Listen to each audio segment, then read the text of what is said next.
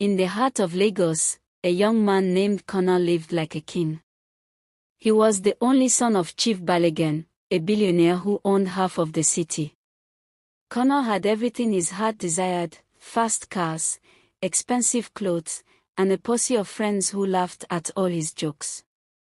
He never worked a day in his life and treated everyone around him like they were beneath him.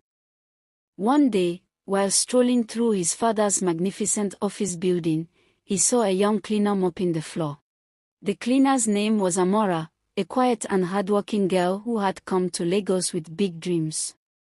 Amara was singing a gentle tune as she scrubbed the marble floors, trying to ignore the constant stares and whispers from the office workers. Suddenly, Kunle, who was talking loudly on his phone, bumped into her, causing the bucket of dirty water to spill all over his designer shoes. He looked down at his ruined loafers, and his face turned red with anger. "You fool! Are you blind?" Kunle yelled, his voice echoing through the silent hallway. He kicked the bucket, sending it flying across the floor, and the loud bang made Amora flinch.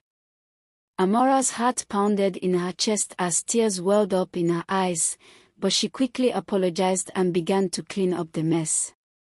Kunle wasn't done, though. He insulted her for several minutes, calling her names and embarrassing her in front of everyone. He didn't care about her feelings or her tears. Later that day, Amara went to the restroom to clean her face, her spirit crushed. She was a gentle soul who had never hurt anyone, and Kunle's cruelty had deeply wounded her. She decided that she would work even harder and save up enough money to start her own small business. While Amara was in the restroom, a kind security guard, Papa Chinedu, came to her and offered her a comforting handkerchief. Papa Chinedu, a father figure to Amara, told her not to mind Kunle because he was raised with too much spoon and not enough cane. A few weeks passed, and Kunle was still his usual arrogant self, always looking for someone to belittle. He would go out of his way to find Amara, just so he could make a nasty comment or a rude joke. Amora, on the other hand, just kept her head down, focused on her work, and prayed for a better life. She had no idea that a dramatic turn of events was about to change her life forever. Kunle's father, Chief Balogun, had been observing Kunle's behavior and Amora's silence and perseverance from afar and had made a decision. One evening, Chief Balogun called his son into his study, a room filled with towering bookshelves and expensive artworks. Kunle swaggered in, expecting praise or a new credit card, but his father's face was serious. The chief told Kunle that he was disappointed in his behavior and that his constant disrespect for others was unacceptable. Kunle just rolled his eyes, thinking his father was being overly dramatic about some silly incident. Chief Balogun then revealed that he was arranging a marriage for Kunle to a wealthy and influential family. Kunle was shocked. He couldn't believe his father would make such a decision without consulting him. "But Papa, I don't want to get married. I'm too young." Kunle protested, but his father would hear none of it.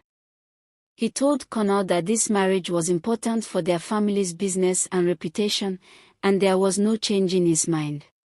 The next week, Kunle was invited to a private dinner to meet his future bride and her family. Kunle was angry but also a little curious about the mysterious lady. He imagined a beautiful, elegant woman who would be impressed by his wealth and looks. He spent hours getting ready, putting on his most expensive suit and cologne, hoping to impress them. He had no idea that this dinner would be the most shocking night of his life. Kunle arrived at the luxurious restaurant, and his heart pounded with a mix of anxiety and arrogance. He was led to a private dining room, where his father and a few other guests were already seated. He looked around the room, searching for his bride-to-be, but he couldn't see her. Suddenly, the door opened, and a woman in a stunning green dress walked in.